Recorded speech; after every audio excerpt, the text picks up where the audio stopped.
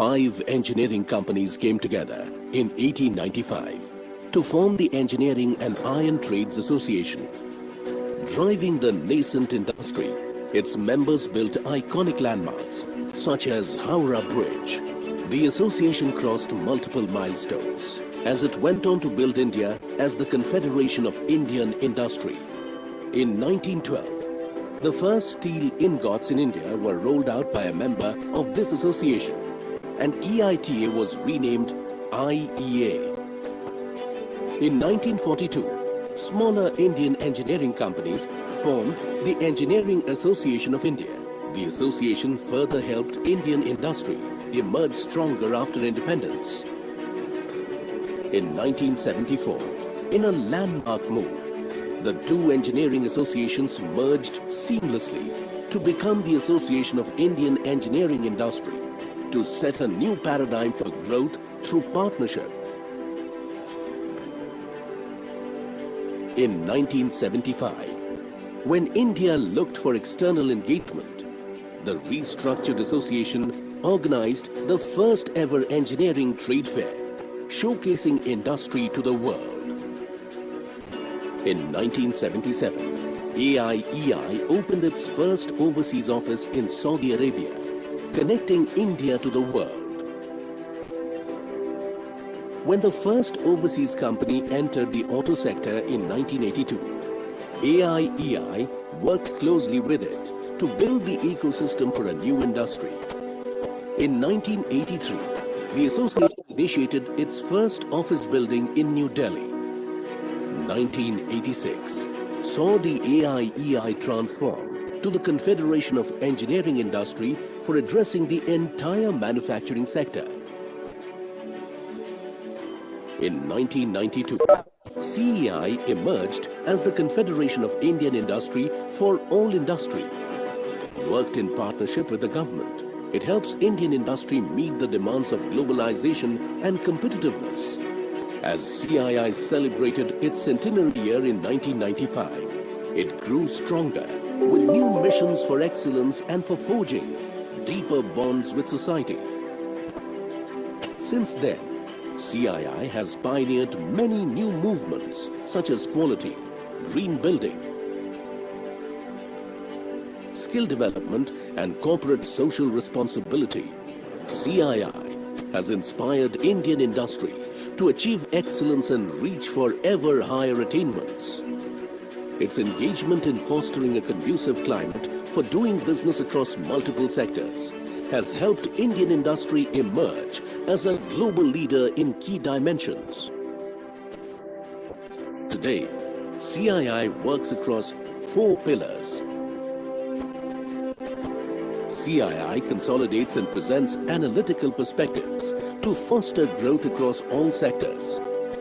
Working closely with the union and state governments through its offices across India, it enables the industry to contribute to development.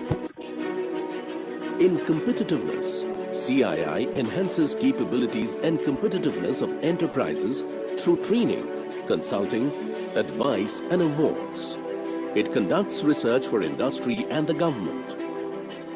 CII, through its network of 9 centers of excellence, engages across efficiency, sustainability and leadership. CII's Center of Excellence for Digital Transformation is helping small enterprises build their technology and digital capabilities for the next level of business. Under international and business development, CII works with counterpart organizations in over 130 countries to take Indian industry to new horizons. Its numerous business missions open up to opportunities for smaller enterprises, and it engages with leaders and governments across the world. Building a strong engagement with the community, CII works intensively in skill development, job fairs and career development, disaster relief and rehabilitation, women empowerment, water conservation, air pollution and many more. Since 1895, Indian industry has evolved with innovation, partnership and pioneering initiatives from daring entrepreneurs.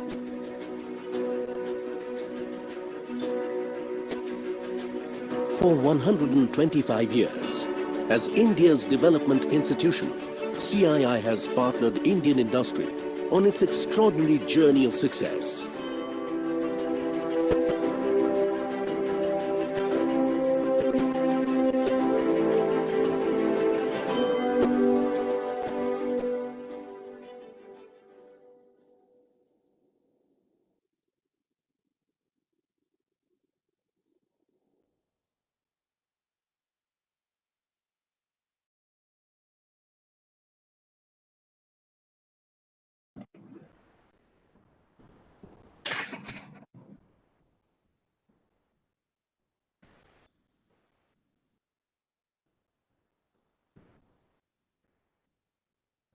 You can proceed, Rajat.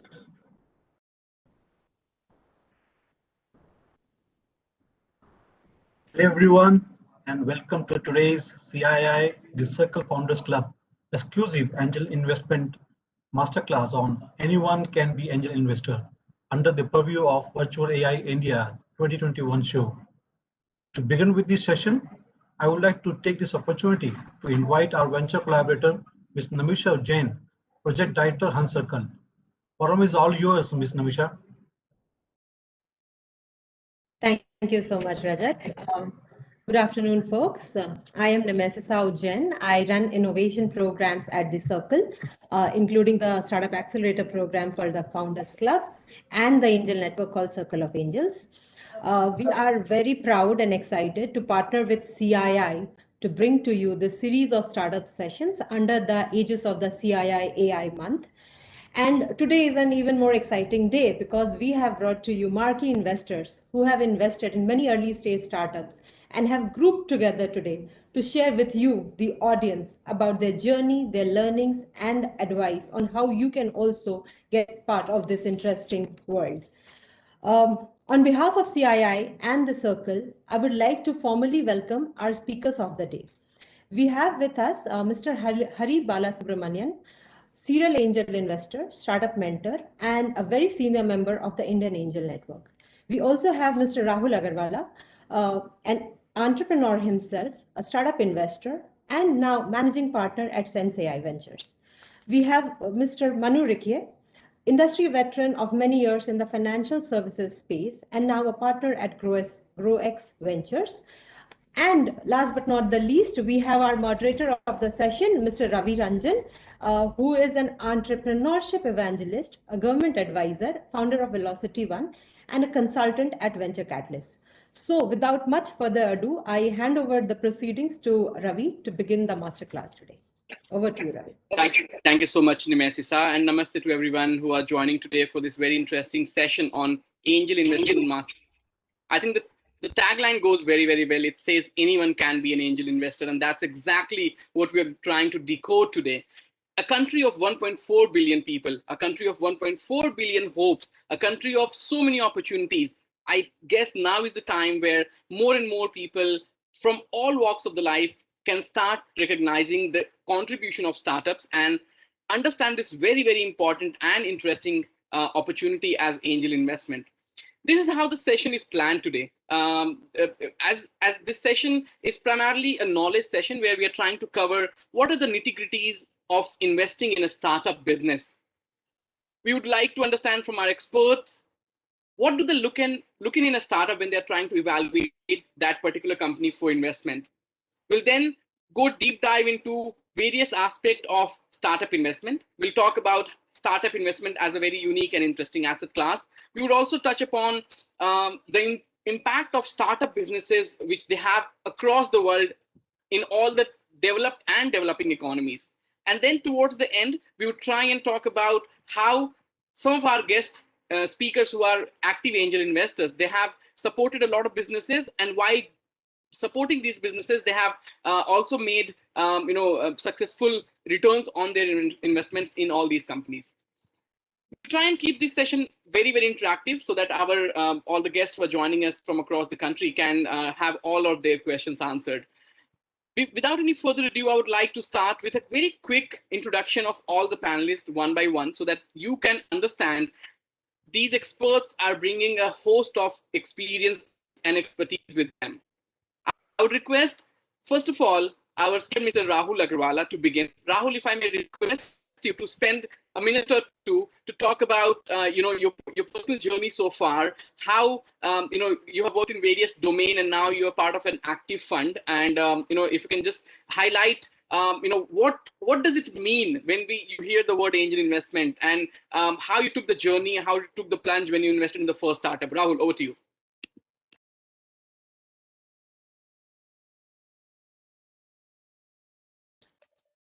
Rahul, I guess we are not able to hear you well. Sorry, I was on mute. Yes.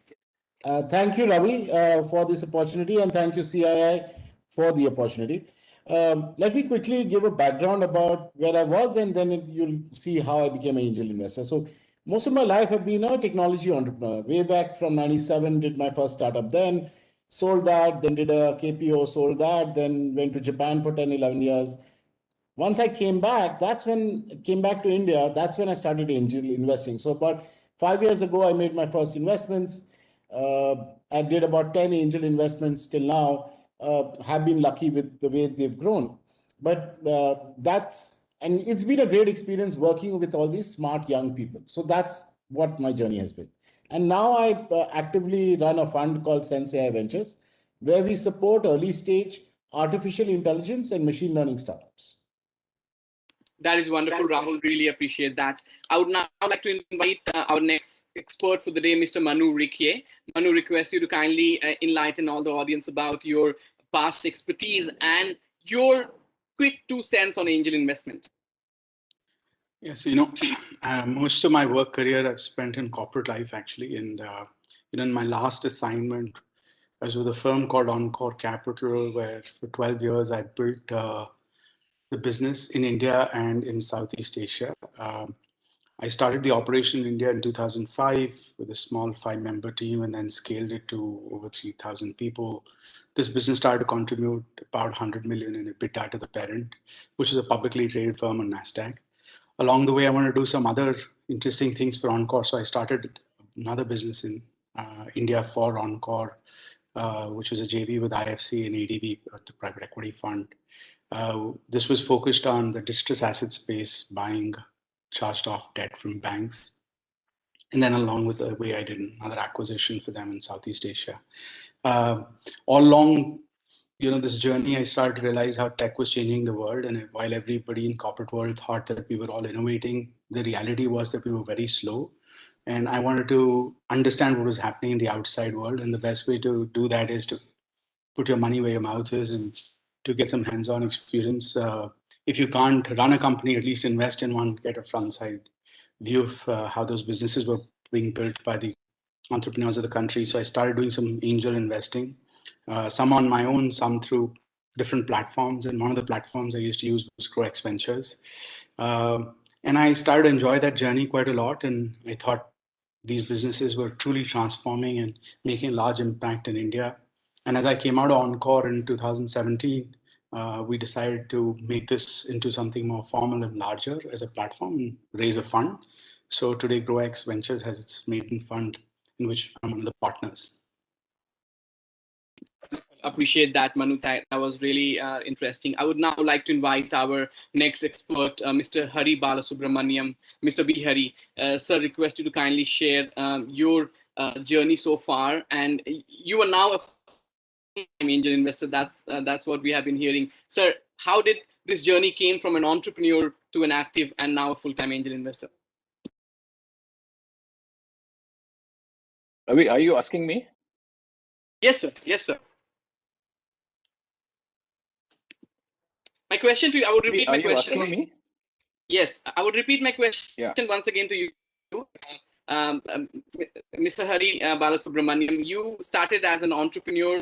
You then have invested in a lot of interesting companies. I'm sure we'll hear some of the names today. The first time when you decided to invest in a startup as an angel investor, and today when you are a full-time angel investor, how the journey has, you can also touch upon your personal journey so far. Okay.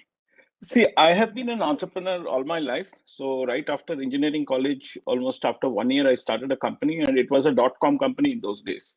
So I was always excited with whatever was happening in the tech space, and I was trying to, leverage that as much as possible. I was very fortunate that I was able to catch the internet wave. My first startup, not my first startup, one of my startups got acquired by a Nasdaq listed company. That's when I came in touch with Thai in Silicon Valley, and that was very inspiring. I saw how Indian entrepreneurs there, or Asian entrepreneurs there, were supporting each other, and how they were taking risks and supporting innovative entrepreneurs, and that sort of triggered something inside me, and I thought that that's where we should be, because entrepreneurship is a very I would say, very interesting journey, full of challenges, a lot of risks, a lot of hardship, but at the end of the day, if you enjoy the journey, everything you will be able to actually enjoy.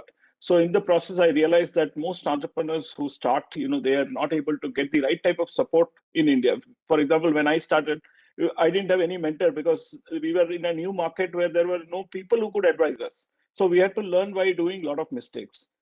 So one of the thing which I learned from especially Silicon Valley was giving back to the ecosystem. So that's when I decided that it's very important to support entrepreneurs who are coming out, and give them, whatever it's possible to help them succeed faster, so that they don't make the same mistakes that you make and others make. So that with that background, I started looking at how to support entrepreneurs. Initially, I made own investments, by talking to some smart entrepreneurs, but those didn't work out. Then I decided that I should join, either I should create a fund or I should join a network. That's when I joined Indian Angel Network, and through that, I have been investing in a lot of innovative entrepreneurs. I like doing things which has not been done before, so it has to have a high risk. And really love working with young entrepreneurs. When I say young, it means young at heart. People who are energized, who want to do something solid, and who are willing to take the risk and the hardship. I really like to support such entrepreneurs, and I've had a reasonable amount of, I won't say success, I would say that reasonable amount of happiness and I would say contribution, as well as financial returns all these years. Because I've been an entrepreneur, I never looked at what was the return I was making. But suddenly, when I started, when I met Shrikant Shastri, in an event sometime in Patna, I asked Shrikant, how is it going? And Shrikant asked me, Hari, I only am investing. I don't know. I don't have any returns. I don't have any exits. That's when I started looking at my portfolio, and I saw that I've done reasonably well. And post that, I realized that, since I'm doing this and I'm contributing significantly, it is very important to look at how we can measure the financial success as well. So that's when in 2019-20, I started a syndicate in Let's Venture, which is a 100x syndicate, which means I look at companies which can give you 100x returns. And in my portfolio, I have seen several companies which have already done 100x, in India, and that's very inspiring. So I don't see any reason. In fact, recently I saw BharatPe has given almost 80x returns to venture capitalist investors. So these type of incidences are becoming not very odd, they are very common. So I really look forward to some more 100x companies coming out in the next 3 to 4 years, and I plan to be in some of them. Wow, that is a truly inspiring story. I'm sure as an angel investor, we would all expect some 100x returns for sure.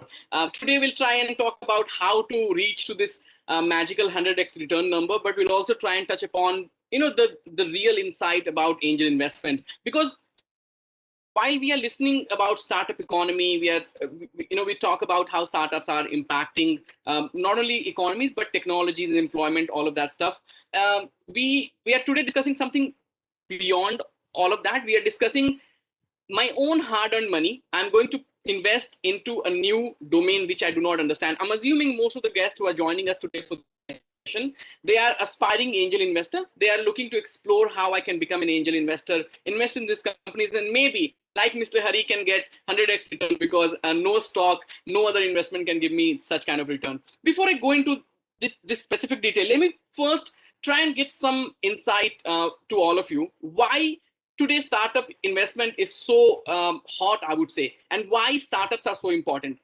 Startups bring a couple of very important aspects to the entire ecosystem. Number one, advanced technology. If you look at some of the biggest technology, pieces which we're using, be it the video conferencing, redefined by Zoom, or the way Google has completely redefine the mobile operating system, or we look at advanced technology like AI and machine learning. That's one part. Number two, opening new markets. Today, companies like Udan, Grab, Gojek, they are starting new domain for businesses and creating new business opportunities. Number three, startups increase the production of goods and services. I'm sure you all have seen how Xiaomi, which is a Chinese mobile manufacturer, completely changed the mobile handset landscape in the country. Next one is increase employment. One of my favorite company, if you ask me, is Gojek from Indonesia. Gojek inspired and impacted millions of people today in Indonesia, people who were new to internet, people who are using internet for the first time on their mobile. They are micro entrepreneurs thanks to Gojek unique proprietary technology which empower micro entrepreneurship. Next one is direct local impact. Startups bring, along with all the other impact, they completely transform the local economies. One of the example is Bangalore in India, and you can see Silicon Valley in the US. These local economies are completely impacted by these startup. And the last point is startups, which are always working and acting as an economic driving force. These are some very, very important points why startups are so crucial. If I may request a couple of more minutes from all the three experts today, I would start with Mr. Rahul. If you can talk very quickly about startup economy, how startups are impacting the world today, and a country like India where we are growing at a very fast pace, but we need to catch up with our counterparts. How do you think startups are playing an important role? Rahul, over to you. Rahul, kindly unmute yourself. Thanks, Ravi. While I agree with all the points you've made, let me boil it down to something very simple, right? If you look at it, this entire startup ecosystem got turbocharged once the internet came into being. Not a lot of people were around, but during the first internet boom also, there was a lot of venture capital, angel investing going on. Not so much in India, but of course, very much so in the Silicon Valley. And that trend has continued. And the reason for that is the internet has fundamentally changed almost every business. I mean, even how tea, which is still produced the same old way, but it's sold differently now that you have the internet. So it has impacted every industry, retail, some of the things like e-commerce, of course, have payments, have completely changed. So the point I'm making, you have an underlying innovation in technology, which enables completely new kinds of businesses to be born. And the old guard is not always able to transition to this. So which gives opportunity to smart entrepreneurs who want to create new businesses on this new technology and do that. And that's what startups has been. So if you look at the common thread between all the startups, you'll find internet is a common thread which goes across. Of course, new innovations keep happening, right? So internet happened almost 25 years ago. In 1996, you had the Netscape IPO. But then there was the mobile revolution and how iPhone and all the app economy that has happened, right? And now we are in the age of intelligence where artificial intelligence is fundamentally changing the game again. I mean, how software is built and consumed will all change based on how AI works. So the point really is that technology innovation has become very fast and it impacts almost all businesses, which creates opportunity for new startups and this entire startup economy to really thrive. And that's what we see happening today. Really appreciate that, Rahul. If I request Manu to share your thoughts on this. All of us realize how rapidly technology is evolving and changing, how it's impacting every facet of our life. And one would imagine that large companies with significant resources will be best positioned to make the most of this. But the fact is that your scale comes in the way of you innovating truly and moving with speed and coming up with new products and ideas. And take them to the implementation stage. It's a fact that the largest, most successful tech companies in the world today continue to acquire tens of companies every year. So if you look at Facebook, Google, you look at the likes of Cisco, others, they've all been acquiring companies despite having a plethora of resources and talent available to them and having visibility to all the tech trends that are unfolding in the world. Why does that happen? Because again, speed, right? So there are founders around the world that identify unique, hard problems and see how technology has changed and evolved and can today be leveraged to solve that hard problem, right? And then within that niche, they start to build businesses and scale those businesses.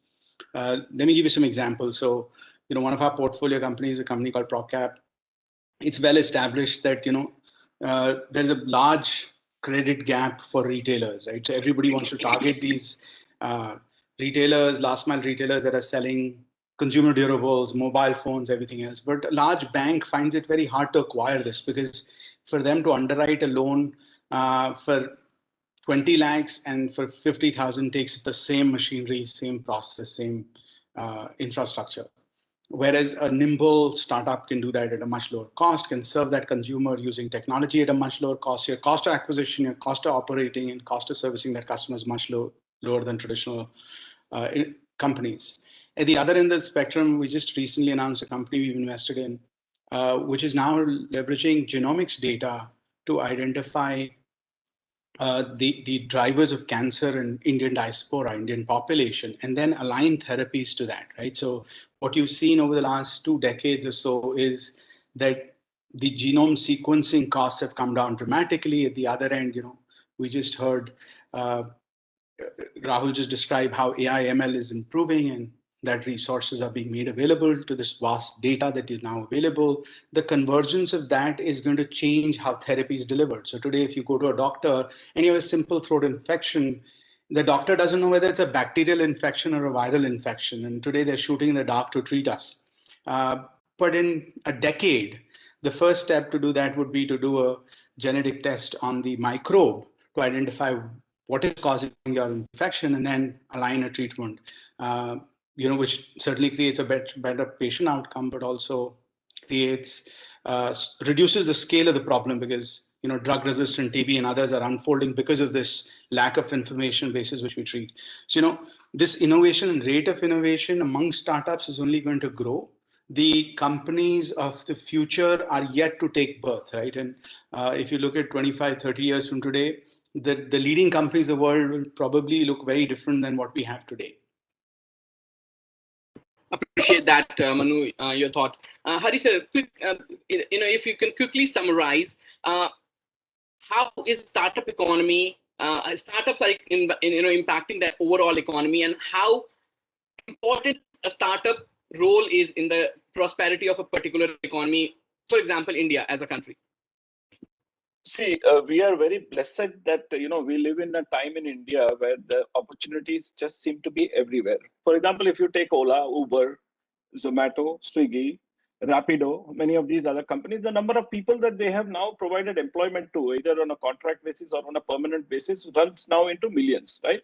This type of employment generation was not possible in India until unless you put a very large industry which is going to take 9 years to construct and then to produce and things like that. So there is no denying this fact that startups have actually started accelerating the process of economic development, especially amongst the I would say semi-educated and educated people. So if you look at, I'm not talking about people who are all engineers and MBAs. Definitely there is a separate space for them, but the impact that they have created today in agriculture, in let's say logistics, in India, in food delivery, it's humongous, right? So today government cannot provide jobs, but these startups are providing jobs, and we can see so many people have started making their lives out of the employment or the contractual obligations that they are discharging towards the startup.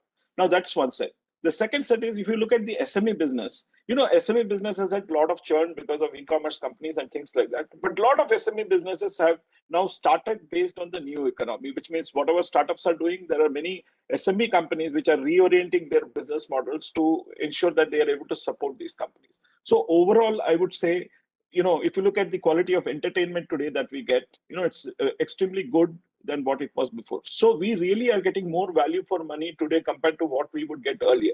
This is telecom, there's been a phenomenal revolution. So I would say in India, we still have a very large unaddressed market. So we're just seeing the beginning of this revolution. So I am sure in the next 7 to 10 years, India will definitely be in the top leading economies in the world, not because of anything, but because of startups and the gaps that we have created in the last 70, 75 years of independence. So any segment that you touch, there is a humongous opportunity to disrupt that space.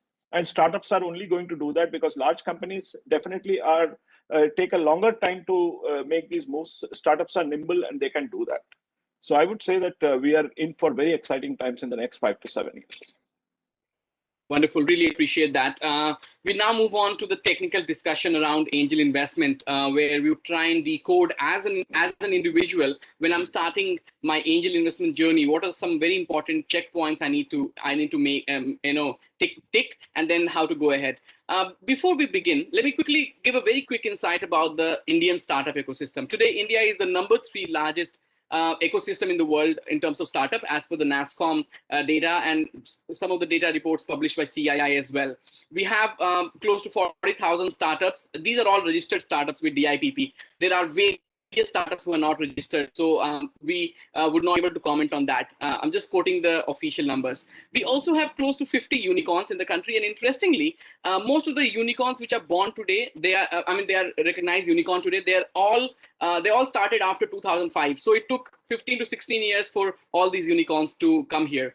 Today we have in India around 10,000 angel investors. We have various incubation centers and accelerator. While all this number looks very interesting and exciting and promising, if you compare these numbers with our counterparts and the UK, you'll see that comparing 10,000 angel investors in the country, a country like a US has 250,000 recognized accredited angel investors. It means that you need to be registered. You need to have a surplus of $1 million apart from your house and your personal savings. So just to give you a perspective that we have just started the journey in the country like India in terms of startup investment and angel investment. These are some very interesting data points. I would now like to invite our experts to talk about as an individual, let's say I am investing in stocks, or I have some investment in real estate, some investment in bullions like gold and silver.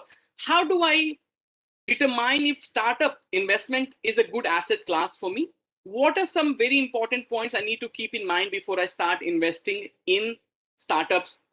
Also, how should I go about it? Should I evaluate a startup on my own, or use a network path like like what Circle is trying to build, or there are a lot of networks like Venture Catalyst and Indian Angel Network in the country. So maybe if we can start with Hari sir, your thoughts on this, and then we go to the next experts. See, angel investing is a tough job. It's not easy, right? So we have several of us have made a lot of mistakes as we went along, because you make mistakes, you learn. So I would suggest people who want to start the process of angel investing, set aside some amount of money every year. You need to invest every now and then, because you cannot expect to make one investment and get 100x returns. So you have to build a portfolio of companies, and this has to be done over a period of 5 to 7 years. So you don't need to put all your money in one company or all your money in 1 year. You need to wait for the right opportunity. So the best thing is to follow good investors. For example, in India, we've got very smart people who are angel investors. What they do is they just ride on the shoulders of others who do the hard work. They just write the checks and they get the maximum returns. So there are many people like this who are angel investors who don't spend much time with the startup or do all the dirty work. But what they do is they just follow a few people who do all the hard work, and they have an eye for identifying and working with entrepreneurs. So you can be one of them. The other one is, no, you're an entrepreneur, and for you it's just not the money. There are many other things which are the driving factors, which means you want to participate, co-create in building a unicorn or a very large solution. So that kick is a different type of kick. I'm a person like that. So I like building things. I like making an impact. Money is secondary to me. So, I like working with young entrepreneurs who are trying to solve a big problem, a global problem. And that gives me a lot of satisfaction. So you have to choose what is your style. So if you know that, I'm a person who wants to go deep into something, then you have a different role to play. If you're a person who wants to be smart, just write checks and then, take the winnings, you can do your job in a very different way. The other one is it's very important to network, which means you should be part of a network when you want to invest, right? Because there is so much of information, so much of knowledge which is around. You can really benefit if you join any network of angel investors or even seed investors. So I would say the network effect is very important. And if you are in a network, you would definitely get good deals, and you know which companies to back, which not to back. I would say that you really need to make at least 3 to 4 investments a year, and over a period of 5 to 10 years, you can build a portfolio of let's say 30, 40 companies. That's when you will start getting the real returns. In fact, in my case, I've seen that over the last few years, whatever I've done, it was without expectation of any return. But now I can see that every year there is some exit, and you feel good when a company exits 4 times or 10 times or 20 times of whatever you have put in. And also there are some laggards, which means there are some companies which do not move. In fact, most companies do not move. So those companies, you sell back your equity to the founders or to somebody else, and then you move on.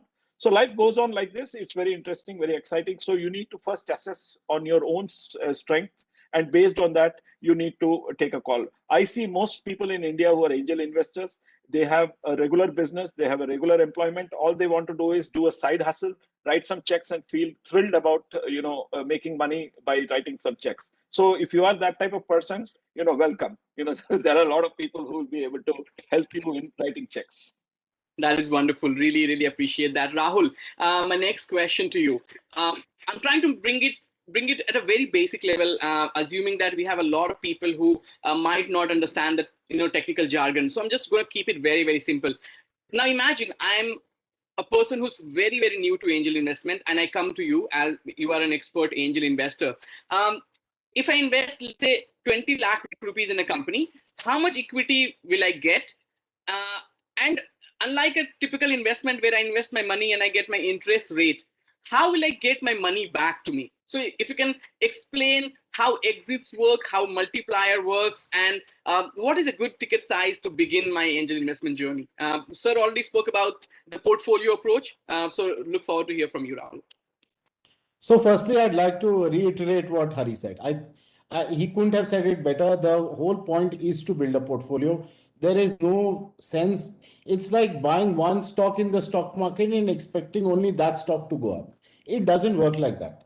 So you need a portfolio of startups, and in startups, there will be failures. So you need to put aside a kitty of money, divide it amongst the startups. So the way I do it is, let's say I want to invest 50 lakhs this year. So then I will take that 50 lakhs and do, so typically I do about 4 or 5 investments in a year, but there are people who do even more than that. But then I'll take that money and divide it equally over those startups. That way my risk is similar in all the startups. At the same time, I'm building a portfolio. The ones that do better, you'll always have the opportunity to put more money in those startups at a later point. So it's like if your stock is doing well, you can buy more of that stock. It's as simple as that. In terms of how does it work in your stake, etc. So the valuations are very, very different, and there is no clear benchmark by which you can say, if I put in 20 lakhs, I'll get this amount of equity. That completely varies depending on the startup, depending what stage you reach. You invest in the startup. Typically, what you're seeing is that if you look at startup investing, it starts very early from the seed stage. Then there is angel stage or pre A series stage. Then you have a series A, series B, series C, and this goes on. And if you look at Flipkart's journey, they've raised money, series F, series G. They've just all they've been investors who've come at different stages. And investors come at different stages based on their check size. As an angel investor, you typically are in the first bucket, which is the early stage, which you might be putting in 5-10 lakhs individually. And if you're putting it as a group, as a network, then maybe 1 crore, 2 crores. That's typically the amounts that you start off the first set of investments. And then it goes up from $1 million, $10 million. It just goes, there's no limit to it. But the point how does that money come back to you is there are 2 fundamental ways. One is the company has a IPO. So you invested in a company, it's a private limited company when you're investing in it. When it lists on the stock market, then of course you can sell your shares and get the money for it. The other way is that that startup is acquired by another company. And there may be a third way, which is that when for future investors come into the company, they may buy your shares. So these are the 3 ways you get your money back. And all this only happens if the startup grows. Typically, you will get an exit only if the startup grows. So some of your startups, the investments you make, will not grow, and then you will not make money from those. I mean, it can become zero as well. But what happens is that, you know what, the examples Ravi was giving, or if you look at some of the examples, some of the investments I made and they've given good returns, you'll have some real big winners and lots of small losers, right? If you put 555 lakhs in 5 companies, you've put in 25 lakhs. Now, one of your 5 lakh company becomes worth 50 lakhs. It has given you more than your total investment. It's given you twice your total investment. So even if the others don't do that well, it doesn't matter. So, and that's typically how the entire startup ecosystem in angel investing works. Thanks a lot, Rahul, for trying to break it down in a very simple manner. I would now move on to Manu. So Manu, I think from Mr. Hari and Rahul, we got very deep insights about startup as an asset class, how to evaluate, how to have a portfolio approach. We are going to take the discussion to the next level. So let's say I have decided to now invest maybe in a couple of startups. What are some of the very, very important checkpoints I need to look in a startup opportunity which has come to my table, in terms of the founding team, their background, the market they're trying to work in, the problem they're trying to solve, the technology? There are a lot of things which are there. Now, as a first-time investor, I might not be able to evaluate all of them, but there are some things which I cannot ignore. These are like the must-have checks. If you can try and help us, drill down those checkpoints, Manu, would appreciate that. Sure. So Ravi, first and foremost, your investments are going to be as good as your deal flow is.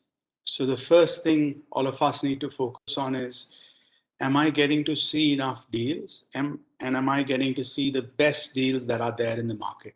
That's one of the things that I spend a lot of time thinking about, both as an individual and as a fund. So, the panel has just talked about various sources through which you can see the deals, access those deals. And I'd encourage everybody to throw the net as wide as they can so that they can see diversity. And the more deals you see, the better you get at evaluating. So you get better sense of what's out there. What are the different people? Who are the different people building different businesses? What are the competing ideas? And you get a better sense of the landscape.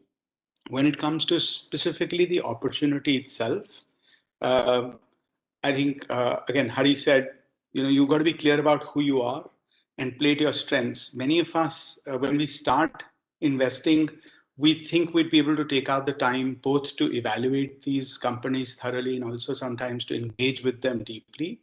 My experience as an angel investor while I was in my corporate world was, it was impossible for me to do both. Right? So I didn't have the time to get into deep detail. But if you do have the time available, so if you don't have the time available and you recognize that, then, like everybody said, follow someone, look at people who are doing it, maybe create a cohort of your own, a group of your own, and then, everybody takes out a certain part of the responsibility to evaluate the opportunity, and then you collectively invest in an idea. But if you do have the time, then some things that you outlined are the right ones. To start with, it's the founding team. That's the first and the foremost. You need to spend time thinking about who they are, their backgrounds. Do they have the passion to build this business? And most importantly, what we've learned over the years is perseverance and persistence. Sometimes you have the right idea, you're targeting the right market, everything's good, but you hit some headwinds, and COVID's been one of the ultimate tests for founders. So will they persevere through these challenges? Will they persevere through these strong headwinds? And each startup idea will face, during their initial 3 to 5 years, different forms of headwinds, and most of them would be unexpected and unprecedented in many ways. So the founder has to have the ability to navigate and be persistent through that. The second is obviously the scale of the market. If you can spend some time also understanding the competitive landscape, then brilliant.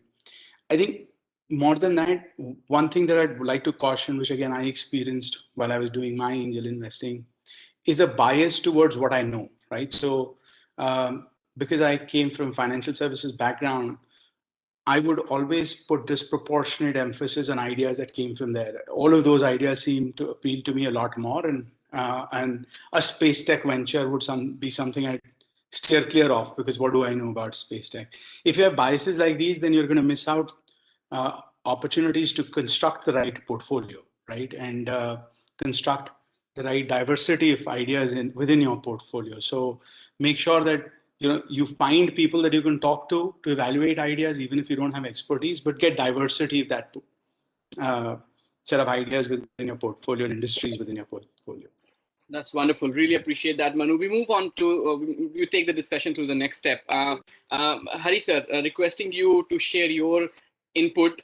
If you may, share some of the public information about your investments, which have done really well today. But I want you to share details on when they came to you first time, an idea, a concept, a prototype. What did you look at these founders at that point of time when they were just building their business, and today they are very successful companies? I know some of them, company stories like Wow Momo and some of the very other interesting stories, but I would request you to share these stories so our audience can understand. We should not look at the success stories which is coming today. I mean, we all know about Flipkart and Jabong and Myntra, but when they started, there must have been some very brave heart investors like you who truly believed in the concept, number one, but more important, in the team, which is saying that, listen, it's not there. I'm trying to make something out of thin air, but believe in me, put your hard-earned money in me. I might give you 100x return, or it can all just get over overnight. Would love to hear your inputs on that. See, one of the things that I have seen in India is over the last few years, most of the youngsters, they are very well informed, which means they are able to see problems from their own way, in their own way, which we would not be able to appreciate or see. So one of my first investments, or I would say when I first started investing, Wow Momo was one company for which we had given a term sheet. The term sheet was very simple: 1.5 crores investment for a valuation of 6 crores. At that time, the company was a partnership company, so they were not even a private limited company. So they decided that it would be good for them to take debt and build the company, because they were very worried about the due diligence and other things. They thought it will take a long time, and they had to do a lot of restructuring. So at that time, the valuation was 6 crores. Almost 3-4 years later, we did the deal, in the sense they came to IIN, and Sanjeev Bikhchandani of Naukri, he met them, and we did the deal in IIN at a 100 crore valuation.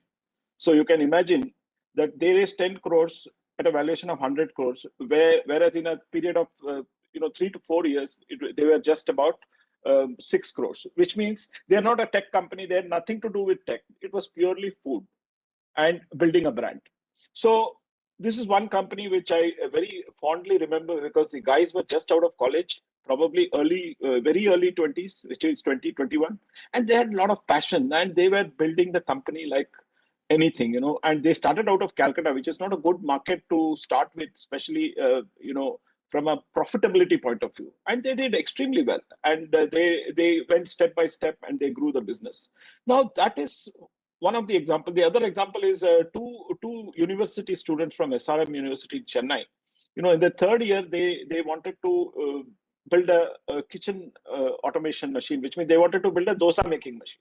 So this company came to me, and incubated them in IIN, and straight out of college, they started their company was already incorporated, and straight out of college, they never went for a job interview and things like that.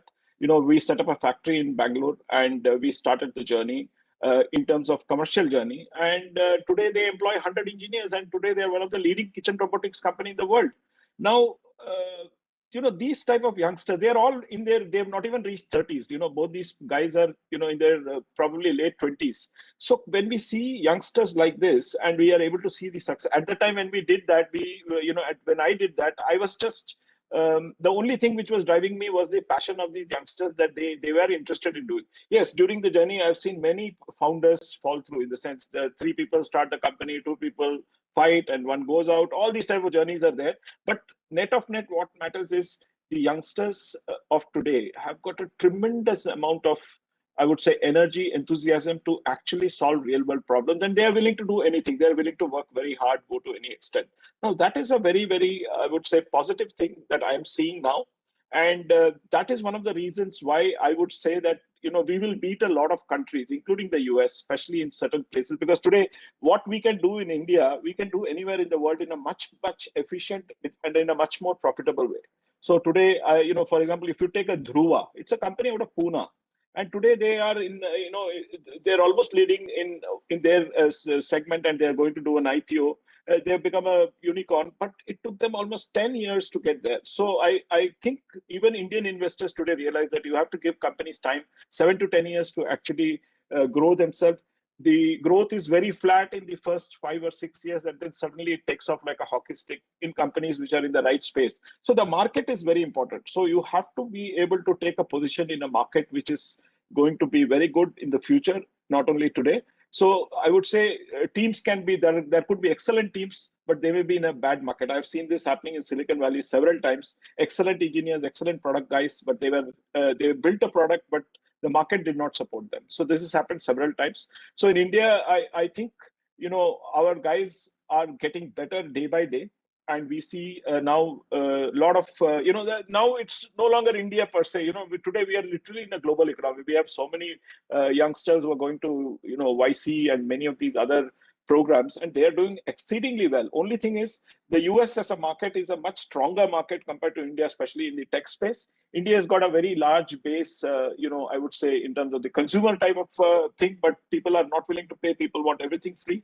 But the US is a very fair market. So today, Indian companies are doing a lot of experimentation in India and taking their products to the US. So I would say that 100x, 1000x is not very difficult, if you're in the right place, but you need to give these companies the right type of support. For example, there is a fintech company in Calcutta which sort of literally grew out of my hands. In 2 to 3 years' time, I think they were the largest. They have the largest number of loan portfolios in the country. Nobody knows about them. They're a very small digital company, and I think today they must be having almost 600,000 loan accounts. All digital. Now, these type of things can happen in India because the underserved market is very large, and we do see that there are youngsters who are able to spot those opportunities, especially in tier 2, tier 3 cities. At the same time, it's got a market in tier 1 cities, and they are going places. Dehat is one more example. It's a company based out of Bihar, and they've done exceedingly well in the farmer space. They have impacted farmers' lives. So we see agriculture also, agriculture technology. We see a lot of companies, coming up, and they will all do very well primarily because we are underpenetrated. We have a market which is totally underserviced today. So great companies coming out of India, and valuation. What can I say? In my private equity, one company has returned the entire fund. So we have made 12 or 14 investments. One company just returned everything for the investors. All investors are happy. Our next fund would be super oversubscribed, right? So these are the type of things which are happening in India. So I would say we are in very, very exciting times. It requires the right type of team and the right type of, I would say you really need to be very good at governance, and then the entire world will support you. Thank you so much for summarizing that really well in detail. Moving on to Rahul. Now, Rahul, we heard one part of the story. Mr. Hari is a very hands-on mentor / investor. I would put him more as a mentor and less as an investor, because he truly believes in supporting the companies and growing. I remember all these stories because I have been somewhere been part of these stories. But Rahul, coming to you, let's say I'm a person who has a full-time business. I'm very occupied, but I understand that I can play a very good role of an angel investor and support these companies. Would you recommend me to take part of a network approach where I can maybe look at a network, an angel network in the country? So now the angel network, just to summarize to all the attendees, an angel network is a group of angel investors coming together. So for example, we have an angel network, Circle Work is trying to build an angel network. So we have Mr. Hari, Rahul and Manu all part of the angel network. Now Circle team will do the curation. They will do the deal sourcing. They'll bring only the best deals which they believe are the good ones. You put in the money. Again, you do not have to invest 1 crore amount. I mean, from your pocket. They would be able to syndicate this entire 1 crore, let's say 5 lakh rupees ticket size or 10 lakh rupees ticket size between 10 or 20 investors, and they invest money in this company. Now, you can decide how much time you want to give to the company, because not everyone would be able to contribute time as a mentor. So Rahul, would you recommend a first-time investor to take the network approach, or how do I start my journey, Rahul? Sure. Ravi, that's a great question. And I think, you need to look at it in two parts. One part is what is my background and what is my interest? For example, if you've been a technology entrepreneur and you continue to be a technology entrepreneur, then actually many technology entrepreneurs are active angel investors. The reason they're active angel investors is because they understand they're part of the startup ecosystem. They know all the players in the ecosystem and they're able to connect you very well and support you. So I'm not trying to say whether you have a business or not is not the real question. The question is the skill set and the amount of time you can devote to this and the value you can add. Uh, if you understand a specific industry or a market well, there you can probably directly invest. But in most cases, there will be lots of areas you do not understand well. In that case, and especially if you don't have the time to really spend time understanding the startup, doing the research behind it, looking at who are the competitors, doing all those hard pieces, and including actually finding startups. The first step of, Manu was talking about deal flow. So all that takes time and effort. If you don't have that, then the other approach which you're talking about, which is to be part of a network, and the being part of the network has multiple advantages. I mean, you talked about how networks source deals and do the analysis of the deals, but to my mind, more than deal flow, when I started my angel investing journey as a part of the Indian Angel Network. And what was most interesting for me was when the startup came to the room and made a pitch, the kind of questions people asked them. And mostly networks will have people from different industries part of that network. And then you will have somebody who understands that industry very well. For example, I did not know that there is something called modern trade and general trade in retail in India. Now, when somebody came and talked about retailing and how they're going to put their products, where they're going to place, distribute, now there's somebody who understands that, who could ask them those questions. And for me, that was a learning experience. On the other hand, there are areas which I understand well. For example, I've personally been involved with artificial intelligence in the last companies that I've built. And now that I've been investing in AI and working with lots of smart investors, I understand that space. So if you are in a meeting with me on AI, of course, the questions I ask and the knowledge that I have, you will learn something from that. So being part of a group or a network has multiple advantages. One of them being that you get to see deals. But the other part I'm just saying is that, see, I think the angel investing scenarios in India is also evolving. And I would love to hear Hari's comments on it because he's also been part of IAN. Is that we're seeing now the birth of syndicates, right? I mean, you have platforms like AngelList and Let's Venture, where people like Hari and me lead syndicates which invest as a group into companies. And that becomes a very interesting approach because on Let's Venture or AngelList, you can see multiple syndicates and you can figure out which investor you want to, which syndicates you want to be part of, and you can be part of multiple syndicates. And syndicates then focus, they have a certain thesis, right? So for example, my thesis is early stage artificial intelligence and machine learning startups where I like the founders and they are attacking a large problem and have real AI tech built. So that's my thesis. Now, if you like that thesis, then you can participate in my syndicate. If you like what Hari is doing, then you can participate in his syndicate. So like that, then you can choose which of these groups, and each of these groups will give you different learnings. So I would say that angel networks is one approach. Second, I would say is just join syndicates on one of these platforms like AngelList or Let's Venture. And the third approach, and for a lot of people who have the wallet size for that, is actually participate in a fund. Put your money in a venture capital fund. I mean, even if you don't write direct checks to startups, you might do that. So I think all three approaches are worth looking at. Thanks a lot, Rahul. Really appreciate that. I think you helped me with my next question as well. I was coming to Manu and requesting Manu to give a little more insights on the various kind of investment platforms available in the market. So we have, we have friends and family, we have angel investments, we have syndicate, and then we have venture capital. As a first-time investor or a new investor, can you help me understand what are the various options available for startups or businesses to raise capital today, including VC, private equity, and etc. Manu, over to you. So if I understood your question correctly, Ravi, this is more for founders, right? Various sources of capital available for founders? Also as an investor, let's say if I want to become a limited partner in a fund, what are the options available? Yeah. If I want to join a syndicate, like what Rahul mentioned.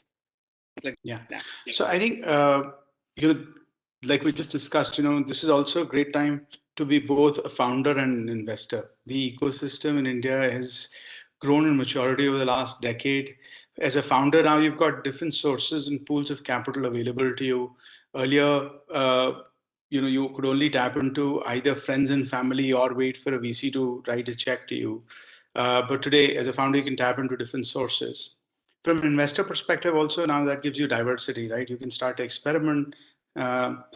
We just had Rahul describe, various sources, platforms available, and each has different place, so to speak, right? And different capabilities, different strengths. Each syndicate leader also has different core strengths and capabilities. If Rahul's leading in syndicate, he'd be leading it with a focus on AI ML. There'd be someone who'd be very focused on e-commerce, retail. There'd be others that be focused on deep tech.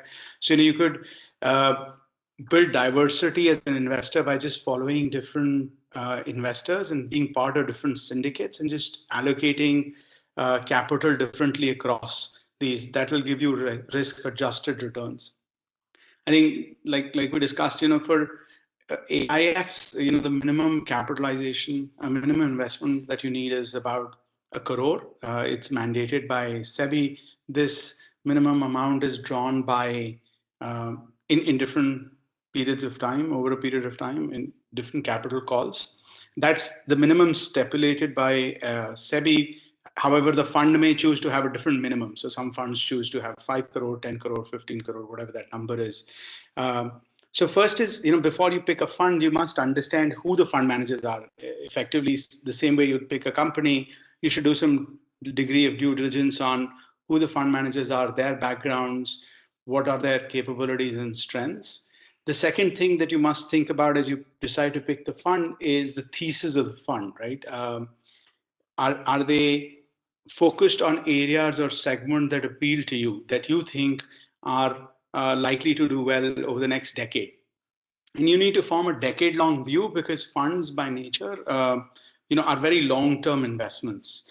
So, anybody that gives us capital today, we have over 3 years to start investing that capital and complete that investment cycle. After we've invested, we now need to wait for maturity of those companies to reach a certain degree, that meaningful exit, which could be 3 to 5 years. So from a fund perspective, we're looking at a life of 7 to 10 years. And therefore, you as an investor should also think about the 7 to 10 year horizon, both in terms of the trends in the economy and also from your investment perspective.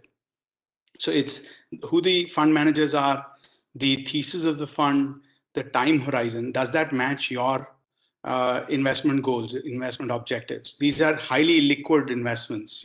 All startup investments technically are illiquid because you have no control over when the liquidity event would happen. We've talked about liquidity events, but they're not in your control. It's highly unlikely that you're able to sell your equity. There may be a rare occasion when that happens, but you shouldn't bank on those rare exceptions as you build your strategy. So those are some criteria that I would think about. And again, from a return expectations, we've talked about very large numbers. One thing that over the last 10 years has unfortunately happened in this industry is that there have been very few exits, and that has put a lot of pressure both on investors, founders, and fund managers. However, in the last 3 to 4 years, that has begun to change a lot, and the future looks very optimistic. But as you get into this, be aware of that, be cautious, right? So it's better to take a reasonable approach as you start to make these investments and be pleasantly surprised with the upside. versus the other way around, where you think this investment's going to change your life and change your world, and you realize that actually even when you get a 3x, you have a huge disappointment. 3x and a 30% return is still a big number, right? So so just have the right expectations, real expectations, as you start to make these investments. Wonderful. Really appreciate that. Ravi, I would just like to make one point. There are all the investments classes and markets that we've talked about. They're all fine. But I do see a very good entrepreneurial opportunity, especially for investments in India now. See, you see mutual funds, right? Mutual funds, you can start investing from 100 rupees a month or even lower. I do not know. I don't see any reason why we cannot have a system where people can put in smaller money into an asset class which is managed by fund managers the way private equity manages, right? So that is one of the opportunities which I see in India, because we've got a very large number of people who can put in 5,000, 10,000, 20,000 a month, right? And now when you look at millions of people putting this type of money, the corpus becomes enormous, and this can be managed by fund managers the way a mutual fund is managed. I don't see any reason why we cannot do it in India, because we have got the regulatory process in place, we've got a lot of success stories in place, and we've got a very I would say very digital economy thriving. That's one. The other one is the student fund. If you look at students, we've got millions of students who can support student entrepreneurship. So even if a student puts in 1,000 rupees and there are 10,000 students, they can all fund a startup which can become a unicorn by the time they graduate. I don't see any reason why government should not allow students to start investing, a small amount of money, but a very large number of students. So these are two areas where I see tremendous opportunity for India to actually get the angel fund corpus or the seed fund corpus to a very, very high degree. And that is what we require. Because the more the experiments you do, the more the failures you have, the chances of your succeeding very high is, it's very high that you will have very big successes. So I want to look at two different, methods of investing. One is by student community, which is where if you're a student and you have a student ID card, you are allowed to invest 500 rupees, 1,000 rupees, whatever it is, but it is going through a pooled vehicle. Similarly, normal investors who invest in stock markets, they should have an option of investing some money into an asset class where it's like a mutual fund for angels, for startup investments, which is managed by good professional fund managers who understand this ecosystem. So the corpus could become very large. It could be like 5,000-10,000 crores very easily can be collected for this. So I look at these two as opportunities for anybody in the space to actually create this type of a pool for investment in startups. I would say that those two are very interesting ideas, especially the student fund. I'm sure millions of students can take advantage of that. We have some questions which have been collated from audience. I'll try and take those questions quickly if all the experts can answer those questions for the ease of audience. We'll start very quickly with the first question. What is the minimum amount required to become an angel investor in Indian startups? Can I become an investor with 1 lakh rupees? Hari sir. See, it depends on what type of an angel investor you want to be. In India, we don't have any firm rules in terms of what is the accreditation process right now. It's just in the process of getting set up. But typically, you have to, for example, if you want to contribute to an angel fund, you need to be able to put in 25 lakhs over a period of 3 to 4 years. So with 1 lakh, you can definitely participate in syndicates. But again, there are some, each platform has got its own way of handling things. You must have a commitment to invest. I don't know what's going to happen, if people have not done their 25 lakhs investment over a period of time. But you can invest even with 1 lakh of rupees. For example, in my syndicate, I do small ticket deals, early adopter syndicate, which means we write the first check. And, people have invested 2.5 lakhs also, because the number of people who want to invest is very high. So we have to rationalize that. So for a 50 lakh raise, only 20 people can invest. So each one puts in 2.5 lakhs. So that's possible. But I would say that it is not about one investment. It's about continuously investing, which needs to be seen. For example, if that person can put in 1 lakh every quarter, then he can actually start building a portfolio. Wonderful. I'm going to bring more questions, and any of the three experts can answer the questions. Next one, what is a legal process for being an angel investor in India? So I think Hari already explained, really speaking, the rules on who can be an angel investor are not really very clear. There are certain guidelines there, like you should be investing 25 lakhs, but that is just a commitment to invest. And nobody really comes to you and catches you if you don't invest that 25 lakhs. So the rules are not that clear. Fundamentally, look at the people you're going to back. Those are the people, and all of the people who invest, they have rules as to how they accept money. Like whether they'll take a 1 lakh check size or 2 lakh check size or a 5 lakh check size will depend on the, when you're starting with a small check size, you will not be able to do direct deals really. It's just not going to work. So you need to be part of a network or a syndicate. And in either of those approaches, the network or the syndicate will have its minimum investment rules. So you need to look at that. That is more important than the government laws today, but the government laws will change and evolve as time goes by. Wonderful. We have a next question. We have partly covered it, maybe a little more insight. What are the pros and cons of becoming an angel investor in India? So I'll take the easy part. I'll do the pros and one of the others can do the cons. Sure. So the pros are that, see, I think, okay, I'll tell you what were the pros for me. One simple thumb rule I've always had when I do angel investment is I invest in people smarter than me. So if the guy is smarter than me, then I put money behind him. So if you invest in people smarter than you, you will learn from them. So all the angel investors, while I do mentor them, I have learned a lot from each of the entrepreneurs, founders that I've invested in. They're really smart guys, and their very approach of doing things is so interesting. And especially, once you have a little bit of gray hair, you can't think like these kids can. And give you one example. I mean, on a dating app, you created a tool to check whether the profile is fake or real, and to promote this tool, he created fake profiles. I mean, I can't think like that. I just can't. So to my mind, you'll see lots of new ideas, which you wouldn't in your regular business, your regular work. As an angel investor, I find that very, very interesting. The second is, of course, the advantage of financial returns. See, today, especially, and what Hari was talking about, allowing more people to participate in this ecosystem, because the returns outside is very low, right? I mean, if you take bank interest rates or FD interest rates, they are very, very low. And if you're looking for returns, then where do you put the money? The startup ecosystem, offers an opportunity to actually look at 30% or more annualized returns, which have happened for enough investors. So, to my mind, the financial returns piece is second. And third is, when you apart from making money, when you invested in, let's say you were an early investor in Flipkart. Now, every dinner party you go to, you can say, "Arey, is company mein maine paisa lagaya hai." So that's the third advantage of being an angel investor. So to my mind, these are three big ones, but I'll let others add to that. Cons. See, over to you, Manu. Yeah. Sure. So this is a great question, by the way, because we've only talked about the great things about investing. And before I give out the cons, let me just state that, large part of my net worth is now vested in early stage ecosystem. And at every given opportunity, I'm shifting more and more of my net worth into the early stage ecosystem, right? Now, that being said, the number one con is that you could lose your capital, right?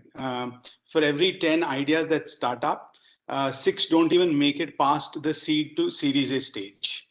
And then 20%, 30% of them start to fall off at every stage, right? So by the end of it, really 1 out of 10 companies is likely to succeed and do well. And that one company is going to do so well, hopefully, that it returns the money that you've invested in 10. But if you don't invest in 10 and you invest in 9 and you miss out on the 10th one, you can do the math, right? So number one issue is that you may lose your capital. That's one of the reasons everybody's talked a lot about portfolio, right? Construct a portfolio, diversify your risk, get maybe a smaller share, but get it across various opportunities. Then number two con, because we've talked a lot about angel investing and direct investing, is that if you invest in a company and take direct equity into the company versus through these platforms that we described, there is a risk associated with that. So if the company goes through certain challenges, certain turmoil, certain friction, has certain cases, there are situations where you may get entangled into that situation, right? And that's a risk you need to be aware of. And therefore, anytime you're going to go direct into the company and on their cap table, you need to be absolutely sure of who the people behind the company are and what they're going to do. And a related risk to that is your brand image, right? So if I'm going to show on the cap table of a certain company, I want to make sure the values and ethos of that company and even the nature of the business that company is in line with who I am and what I stand for. Because if my name is reflected there, I'm in fact endorsing that company. So, as cons and risks associated with angel investing, these are three that come top of my mind. Wonderful. Really appreciate that. Yes, sir. Yes, sir. Please go ahead. See, you give $1 million to a person to invest in, in startups, he can lose it in no time, right? So it's very, very easy to lose your capital, because you get hyped. People say that, okay, this guy has invested or this company is going to go 10,000x, we should put money. There are many people who get carried away and they can lose their entire capital. And not only that, they can get into deep debt. So I would say that there are personally, from a personal side, you really need to have a very strong mindset to become an angel investor because it is a very liquid investment. You may have crores of rupees put into startups, but when you require that money for a relative's operation or a friend's operation, you need to come out with money. You may not have that liquidity. At that time, you have to go with a begging bowl and borrow from people that it's happened in many cases. So because it's very illiquid, though you may have a lot of wealth on paper, because when the actual wealth comes only when there is an exit, event. Till that time, it's all on paper. So there are many people who cannot cope up with that. That leads to, I would say, problems within the family. The son criticizes the father, the wife criticizes the father, or the father criticizes the son, saying that what have you done with all the money? So that's something which you really need to be able to manage. So over a period of time, I've realized that it's better to do allocation, which means you need to keep some money which is liquid and some money which you can take these type of risks. These type of risks that you take, especially at an individual level, you should be in a position to write off if required, which means you can lose the money. It won't really affect you that much. So I would say that this type of a strategy would help individuals, that whatever money you put into this class, don't expect this to give you liquidity, and don't expect this to give you a guaranteed return. Yes, it will give you a return, but there is no guarantee about that. But if it gives you a reward, it would be very, very high. So it's something which you have to go deep into it, and most people don't go deep into it. They just operate at the surface, so they get hurt. So only when people get hurt, they realize that this is probably not their cup of tea. But today we have a lot of good funds coming. They're providing excellent returns. We have got great fund managers. We can trust them with the money the way mutual funds have returned in India. There are people who can trust and follow these good syndicates and good backers. So as Rahul said, I also think syndicates are the way to go. So you can become a member of a syndicate, and you can get to because every syndicate operates with one person who is accountable. Typically in angel network, what happens is the accountability is not there, except for the lead, and the entire load falls on a lead without any incentive. Whereas in a syndicate, it's very clear that the person who is leading the deal, he will take part of the profits from everybody, right? And he's responsible and accountable for that. So wherever we have responsibility and accountability, the performance always tends to become better. So I would any day now say that people are moving towards syndicate, and syndicates are very quick to raise money. There are so many networks. Today they have become very, I would say, very slow because of the processes that they have put in place. And founders cannot wait for such a long time. Once you get a term sheet done, you really need money in the bank as quickly as possible. You cannot wait for 6 months, right? So those are some of the challenges which I see, because of which syndicates will come in, more take a prominent role, and there will be more and more syndicates which are all focused and specialized. For example, in my syndicate, you have to be an early adopter to be a syndicate. For example, if I have a software company, then you must be able to point them to a couple of other companies, or you must be able to use their software, because it's just not the money. There are many other things which are actually required to put a startup on a growth path. So those are the things which today are not available, especially with many large investors. So those are the type of things which individuals can bring in as a member of the syndicate. So I would say that you can lose your money very quickly with angel investments. and you need to be extremely cautious. Really appreciate that. We have 3 questions. All 3 of them are connected. So I'm just going to lay it out to you and request all 3 of you to share your insights on them, maybe together or one by one. How do I prepare myself to become an angel investor? Number 1, what qualities should I have as an angel investor? And what makes a good angel investor? Maybe the one who get 100x returns. Starting with you, Mr. Hari. See, I would say there are active angel investors, which means people who get their hands dirty, work very closely with their founders, do deep research like the founders. They're like a joker in a pack of cards. You know, they can fit in any role in a founding team, and they do that free of cost. They don't charge any money for that. So they are, if you are a person like that who likes to do that, you know, work without any expectation, and you know, just enjoy and have the joy of participating in building a company, you should become an active angel investor. There are passive angel investors, which means they are smart people who just write checks. So they just follow who are the people who do well, who are the people who actually are futuristic and who are responsible, which means if they say something, they follow through that. So these passive angel investors, they just write checks based on who is backing who, right? So they just have a good network, and they will just pick up the phone and ask a couple of people, यार ये deal खुल रहा है, should I invest? All they want is a yes or a no answer, and then they, based on that, they take their call. So they are very smart people, and they make the maximum amount of money, in my opinion, right? So they just ensure that their checkbooks are always ready to write a check. So you can become one of that. And the third type of people are, you know, the people who keep watching, you know, in the sidelines. They want to be an angel investor, but they cannot become an angel investor for whatever reason. So there are people who are always waiting in the wings to become an angel investor. So they typically get confused. They spend a lot of time, you know, talking to people, talking to startups, but they don't write the check. So I've seen a lot of people in that, you know, in that particular mode, where they want to become an angel investor, but they don't know how to go about doing that. They're not convinced, or, you know, there is something which is stopping them from writing the check and taking the plunge. So the best thing is to decide what type of investor you want to be. You want to be a smart investor or an active investor or a passive investor, and then take your call. And slowly you can, you know, once you make money and once you have more time and once you start enjoying it, then you can start moving into that particular zone which is most comfortable to you. Appreciate that, Rahul. Over to you. Same questions. I think Hari covered it well, but just to add my 2 bits to it, see, a good angel investor is somebody who helps the startup, right? It's not, sometimes you may not be active, but if you, early stage startups require a lot of help. I mean, if you have ever done a business or a startup, you know, in your early days, you needed all the help you could get. And as an investor, it, I think, becomes interesting when you can help the startup in some way, even if you don't directly do anything much for them.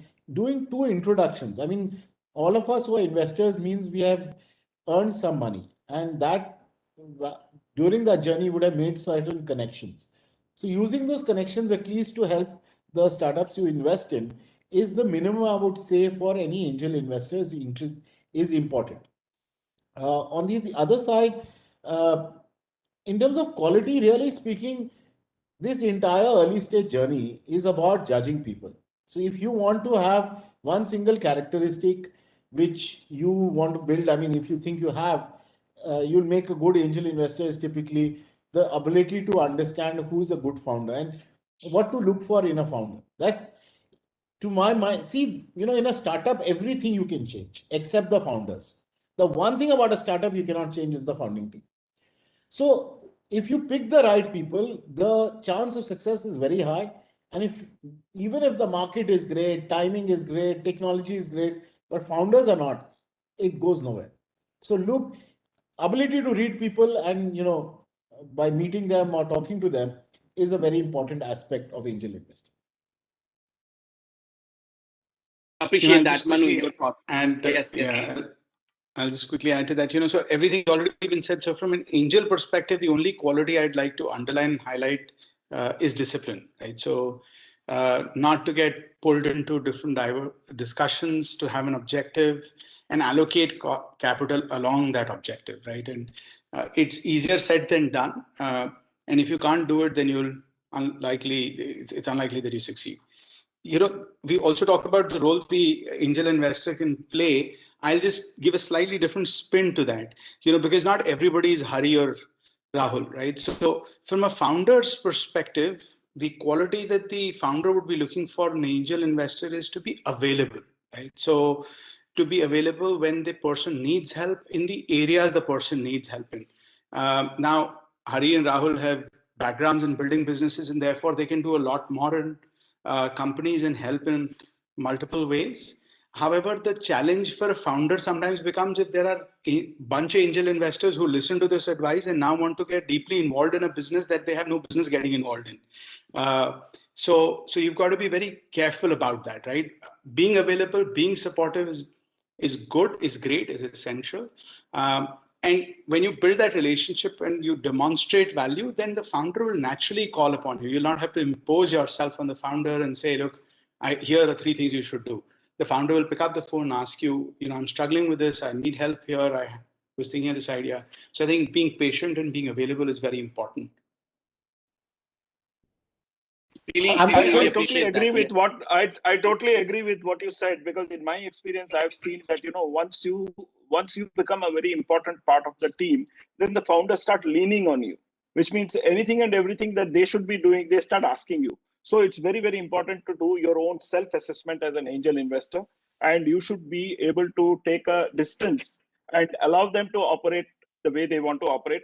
In my experience, I've always told founders that you have to take the decision. This is my opinion. The decision is yours. You cannot hold anybody else for this decision making. It is your own. So these are things which we learn as we work very closely with various types of founders and various situations.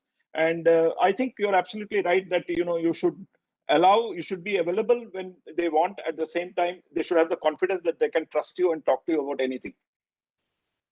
And I'd actually like to just highlight one other thing which Manu mentioned at the end, which was about patience, though he was talking about patience in a different context. But patience is a very necessary quality as an angel investor, because it's, you're going to see returns over a longer period of time. You're going to keep on. The first few years, all you will be doing is sending money out. You will not be getting any money in. First 3-4 years, that's how it's going to be. So you need the patience and you need the commitment that if you want to be an angel investor, it's not I've done 3 investments, now I will only do when I get return. No, you build your portfolio. Do it for a few years, do it for 3 years, and then you'll see the returns come. So you need that patience. Really, really appreciate that. I think that was a very interesting session.